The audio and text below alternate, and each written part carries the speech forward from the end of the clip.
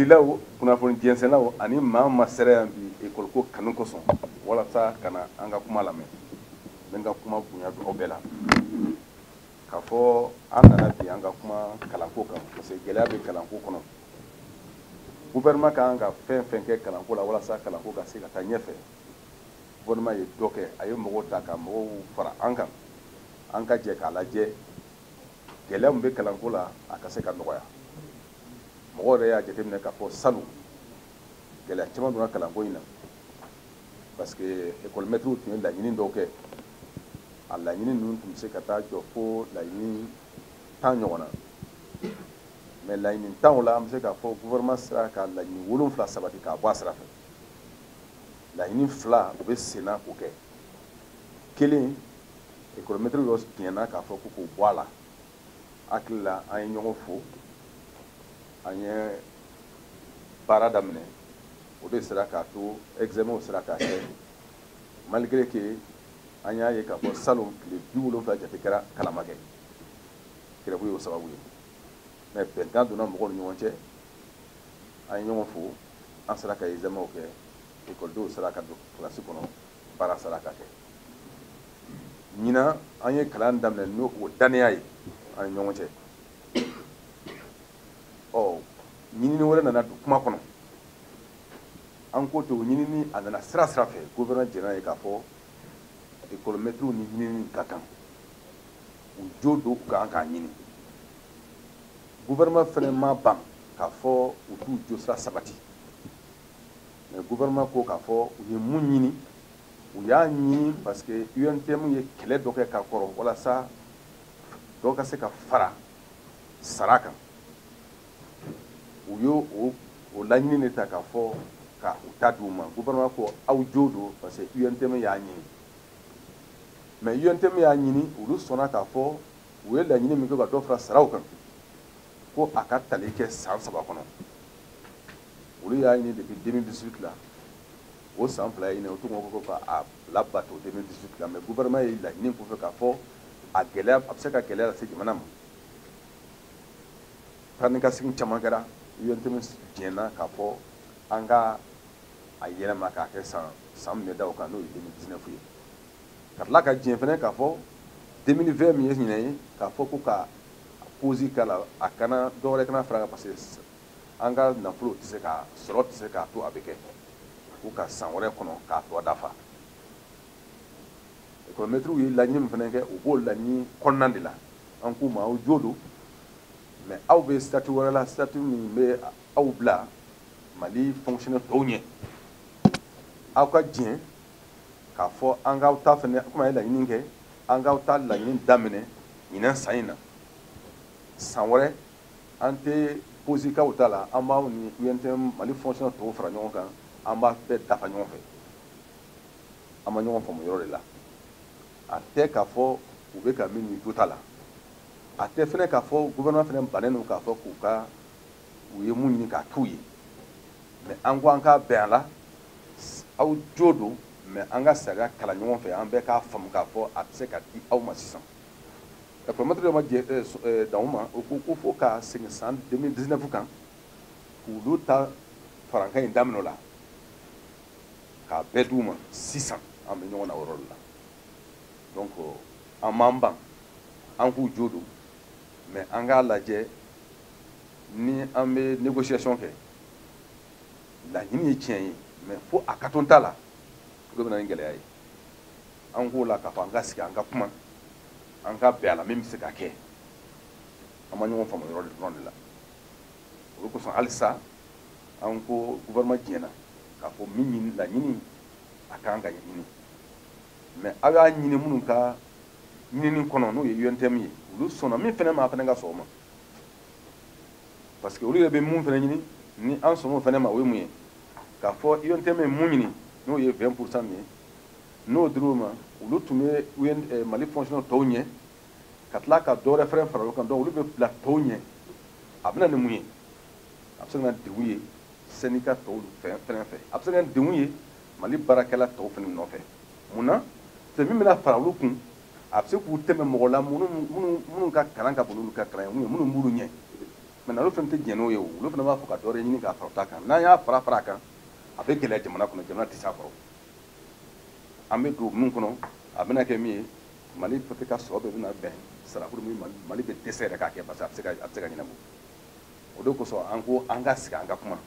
a ye mun ɲini a don mais an k'a lajɛ a bɛ se ka don cogo min na a k'a lajɛ fana k'a fɔ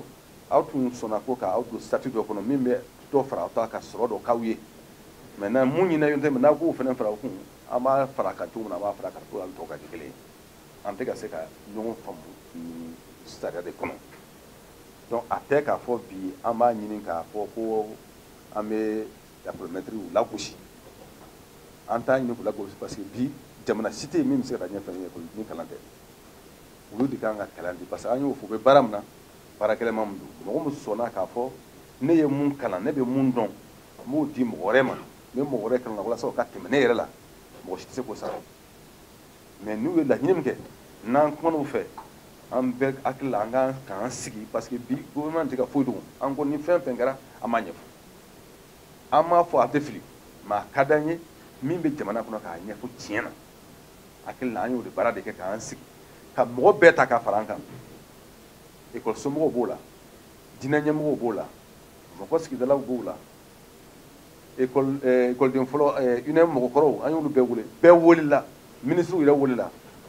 école maître kɔrɔlen minnu taara sɛgɛnlafiɲɛbɔ la olu welela pour que an ka sigi an ka kuma olu bɛɛ kumana école karamɔgɔ fɛ ko k'u ta d'u ma sisan gɛlɛya min b'an cɛ o y'o de ye an ko n'a kɛra hali nafolo ko m'a bali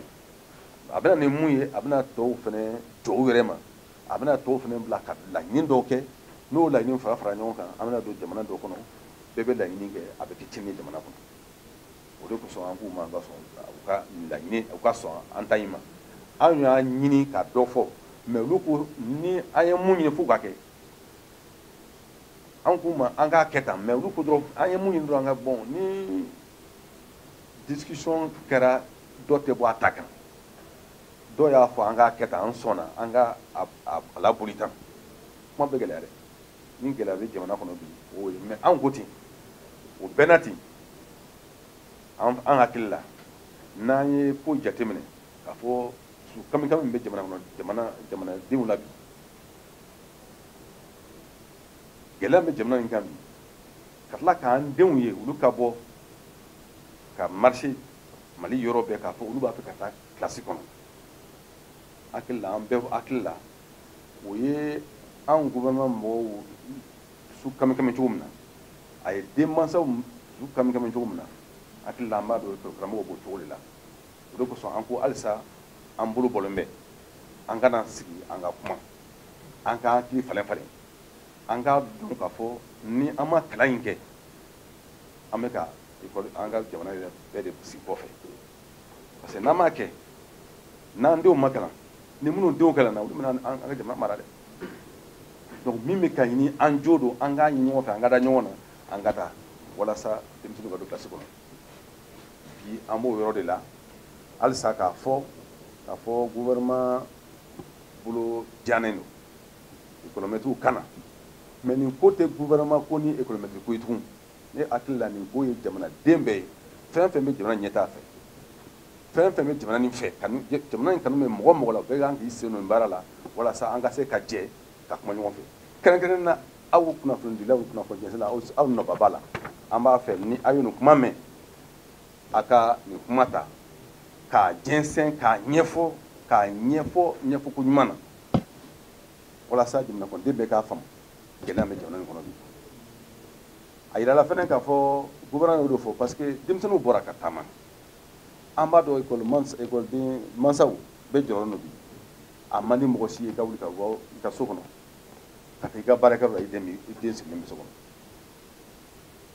a man di mɔgɔ si ye i balilen de b'a kɛ bɛɛ fɛnɛ tɛ se ka taa i den don école privée la sariya ye mun ye o c'est que gouvernement kan ka fɛɛrɛ tigɛ walasa maliyɛn bɛɛ ka se ka taa école la o de ye diyagoya ye gouvernement kan an b'a dɔn dusukasi bɛ école mansaw la an b'a dɔn dusukasi bɛ denmisɛnninw yɛrɛ la denmisɛnninw yɛrɛ y'a yira an na u ko an b'a fɛ an ka taa kilasi kɔnɔ i den ye o f'i ɲɛna hakili la i kan ka fɛn fɛn bɔ o de kosɔn premier ministre y'a ɲini k'a fɔ salon an ye mun kɛ tile 70 a ma se ka kalan kɛ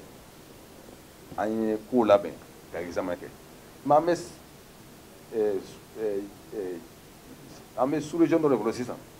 Mali kalan tɛ se ka taa Maliyɛn dɔrɔn ka kalan ma dɛ Mali kalan bɛ tali kɛ Burkina ta la a bɛ cogo min na a bɛ tali kɛ Sénégal ta la a bɛ tali kɛ diɲɛ bɛɛ ta de la n'an bɛ kalan kɛ an b'a kalan misali an tɛ se k'an yɛrɛ sɛgɛn an yɛrɛ dɔrɔn ma k'a fɔ an bɛ kalan ɲuman kɛ donc o de kosɔn min kɛra salon tile 70 san na bana ka na an sigi ka kuma ka bɛn fɛn dɔ la ka kalan dɔ kɛ ten an ko an ka se k'o kɛ ɲinan pour que k'o kunbɛn an tun bɛ baara dɔ la ka kɔrɔ parce que n'i y'a jateminɛ Mali la karamɔgɔ ma labɔli kɛ san o san an kan ka se ka mɔgɔ 4,500 jate de ta an ka karamɔgɔ dafa minnu bɛ kalan na sisan k'a dafa parce que a b'a ye k'a fɔ kilasi dɔw kɔnɔ i bɛ taa sɔrɔ dugu dɔw la école 3 karamɔgɔ 3 mais i bɛ taa sɔrɔ kilasi min bɛ a bɛ kilasi 6 bɔ donc an ko pour que k'o kunbɛn an ka se k'o kɛ i bɛ taa sɔrɔ yɔrɔ dɔw la i bɛ seconde cycle dɔw ye i b'a sɔrɔ professeur de maths tɛ yen ou bien anglais tɛ yen ou bien physique chimie tɛ yen mais u bɛ tɔ ninnu kɛ alors que a bɛɛ de kan ka kɛ DEF la o ye ka dɔ lafisa dɔ ye jamana kelen kɔnɔ o tɛ se ka kɛ donc o de kosɔn programme dɔ bɛ gouvernement bolo k'a fɔ san o san maa 4,000 ani maa 500 u kan ka ta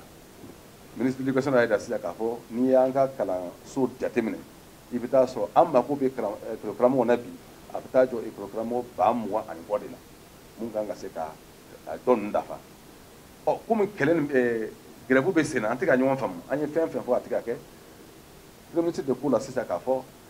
yanni an ni minnu bɛ grève la an ka bɛn denmisɛnninw ye a yira n na k'u b'a fɛ ka taa kalan na o ye misiri ko dɔ ye denmansaw jɔrɔlen don bi an yɛrɛ ka laɲini ye min bɛ kalan kɛ Mali kɔnɔ parce que n'an m'a kɛ tɔw de bɛna mara kalan de ye fɛn bɛɛ daminɛ ye fɔlɔ hali gɛlɛya min bɛ jamana kɔnɔ bi kalanbaliya de bɛ se ka na ye gouvernement ka jagoya min bɛ gouvernement fana kan a n'a ka jamana kɔnɔdenw ye o ye ka se ka kalan di jamana kɔnɔden bɛɛ ma premier ministre de y'a jira o kɔnɔna na k'a fɔ a bɛna a tun kan ka maa 4,500 mun ta a bɛna a dafa san fɛn na k'a kɛ maa 15,000 ye karamɔgɔw a b'olu ta parce que olu tali tun jagoya ɲɔgɔn kan yanni an ka tila négociation na ni économètres ye o ka diɲɛ n'a ye pour que olu ka se ka kalan dɔ kɛ mais o y'a ye n'an dɛsɛra sinon o tɛ mɔgɔ si ka laɲini ye olu kan ka don k'o fara dɔ ninnu de kan olu ka kalan kɛ pour que ka se ka dafa mais n'i y'an seri o la o y'a ye parce que laɲini bɛ kɛ denmisɛnninw bolo ani école mansaw bolo bi ni gouvernement fana ma dɔ kɛ o kɔrɔ k'a fɔ olu fana ye wele kan min d'an ye an y'an tulo cɛ ka bɔ o fɛn tɛ jamana tɛ se ka mara n'o fana ye an bɛ kuma ni dɔ ninnu ye an kumatɔ ye karamɔgɔw ye an bɛ continuer ka kuma k'a lajɛ mun bɛ se ka to pour que denmisɛnninw fana ka se ka taa école la denmansa minnu bɛ ni se t'u ye k'u denw bila ka taa yɔrɔ wɛrɛ olu denw ka se ka taa kalan kɛ o de y'an bila k'a fɔ an b'o mɔgɔ 15,000 an b'olu ta n'an y'olu ta kalo 6 olu bɛ se ka kalan kɛ o ye année scolaire tɔ ye mais o kɔrɔ tɛ k'a fɔ olu taara k'a fɔ dɔ ninnu bɛ gɛn ko premier ministre m'a fɔ a yɔrɔ si k'a fɔ a bɛ mago gɛn a ko komi aw tɛ ka sɔn an ka kuma k'a bɛn bon a dun bɛ ka jouer kalanko kan salon tile 70 n'an ko an bɛ tile sisan u ye min yɛrɛ kɛ a bɛ ɲini ka kalo 1 bɔ sisan ni an taara o fɔ ko tile 70 an bɛna san labɛn ten cogo dɔ la a ko dɔn an k'a lajɛ an ka nin plan fana kɛ ni an bɛnna la a ma ban olu bɛ don enseignement kɔnɔ o t'u bali k'u baara kɛ mais n'u ma kɛ olu bɛ se ka kalan dɔ kɛ bon mɔgɔw bɛ ɲininka caman kɛ k'a fɔ bɛ kɛ cogo min na o y'a ye mɔgɔ minnu ma karamɔgɔya kalan kɛ n ye dɔɔnin k'a la ministre de l'éducation ye école karamɔgɔ ye ministre du dialogue social ye école karamɔgɔ ye président yɛrɛ ye école karamɔgɔ ye premier ministre ye école karamɔgɔya kɛ a fa y'a kɛ a ba y'a kɛ donc a kana kɛ mɔgɔw hakili la k'a fɔ mɔgɔ minnu bɛ gouvernement na k'olu tɛ école karamɔgɔya dɔn u bɛɛ ye dɔɔnin k'a la donc ni école karamɔgɔ n'i b'a kalan kɛ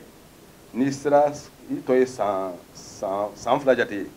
i bɛ dege école karamɔgɔya bɛ se ka kɛ cogo minnu na i bɛ dege olu la parce que mɔgɔ n kalannen don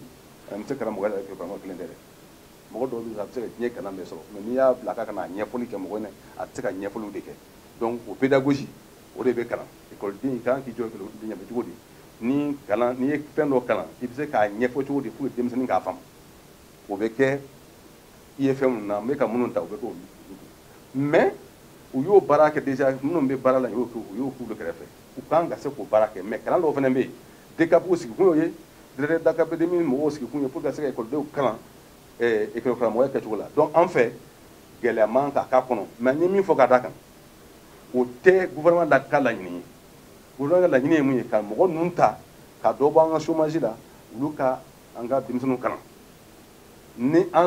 dɔ ninnu ma sɔn olu bɛ kalan kɛ fɔlɔ yanni u ka sɔn n'u sɔnna minɛ u bɛna k'u dɛmɛ k'u tɔ lajo kalan kɛcogo la ka se ka kalan kɛ donc kunnafoni tun b'an bolo k'o fɔ jama ɲɛna halisa gouvernement bolo jannen don an b'a ɲini bɛɛ fɛ surtout aw ka baara ye mun ye aw y'a mɛn an y'o de fɔ ka tiɲɛ fɔ gouvernement ye mun kɛ mun bɛ yen an y'o de fɔ